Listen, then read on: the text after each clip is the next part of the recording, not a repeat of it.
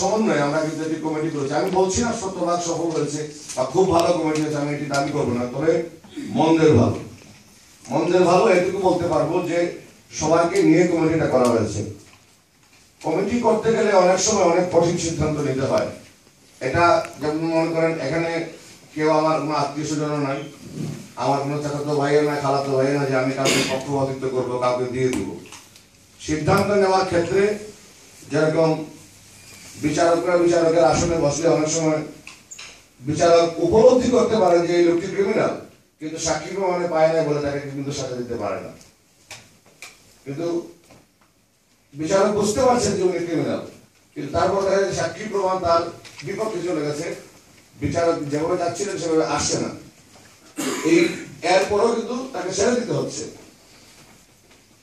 আমাদের কমিটি করার ক্ষেত্রেও কিন্তু এই ধরনের অনেক সময় অনেক কঠিন বাস্তবতার সম্মুখীন হতে হয়। এর মানে এই না যে আমরা কাউকে অপছন্দ করছি বা কারোর প্রতি আমাদের ব্যক্তিগত বিদ্বেষ বা আক্রোশ আছে। সবাই ভালো, এর মধ্যে হয়তো কেউ একটু বেশি ভালো, তফাৎটা এখানে।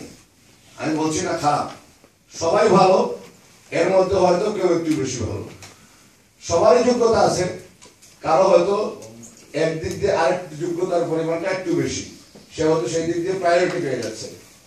এটাকে আপনারা কখনোই আমি অনুরোধ করবো আপনাদের কাছে, আপনাদের যতদিন আহ্বায়ক আছে এই জিনিসটি অনুরোধ করবো যে আমাকে বলেছিলেন, আমাকে জনের একজন নেতা, আমি নাম বলছি, আমাকে বলেছিলেন ডেকে নিয়ে আমার কমিটি চলে যাওয়ার পরে সান্ত্বনা দিয়েছিলেন যে এক যাওয়াই সব যাওয়া না, আর এক পাওয়াই সব পাওয়া না।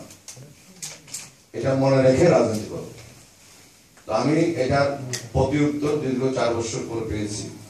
এক যাওয়াই সব যাওয়া না, রাজনীতিতে লেগে থাকলে এটা ঘুরে ফিরে আসবেই আপনার কাছে। এটাই হচ্ছে বাস্তবতা, যদি আপনার সততা, নিষ্ঠা এবং একাগ্রতা থাকে। তো আমি আপনাদের সবার কাছে অনুরোধ করবো যে আমরা চেষ্টা করব সবাইকে নিয়ে সুন্দর একটি, এবং এখানকার স্থানীয় যারা মুরব্বিয়ান আছেন বিএনপির সাথে আমরা অবশ্যই কথা বলবো এবং বিএনপিরও মতামত আমরা নেব। পাশাপাশি আমাদের যারা এখানে এসেছেন আমরা সবাই তো আসছি, যারা যুক্তরাজ্য যুবদলের এখানে যারা উপস্থিত আছে বা যারা এখানে উপস্থিত নেই, আমরা নিজেদের মধ্যে আলাপ আলোচনা করে যেভাবে ওয়েলস বিএনপির হাতকে শক্তিশালী করার জন্য যে ধরনের যুবদল কমিটি দেওয়া দরকার আমরা সেই ধরনের কমিটি দেব। এই ব্যাপারে আপনাদের কাছে ওয়াদাবদ্ধ রইলাম। আমাদের কোনো ব্যক্তিগত আক্রোশ, বিদ্বেষ বা কিছু নেই। আপনারা হয়তো একজন 1 নম্বর যুগ্ম আহ্বায়ক হওয়ার প্রত্যাশা করছিলেন, তিনি হয়তো 2 নম্বর হবেন, যিনি 2 নম্বর হওয়ার প্রত্যাশা করছেন তিনি হয়তো 3 নম্বর হবেন, এটুকুই তো হবে, এর বেশি তো কিছু হবে না। আর একটা কথা মনে রাখবেন, আমরা সবাই একই দল করি। আজকে যে নেতা হয়ে গেছে তাকে আমি স্বাগত জানাবো, অবশ্যই স্বাগত জানাবো।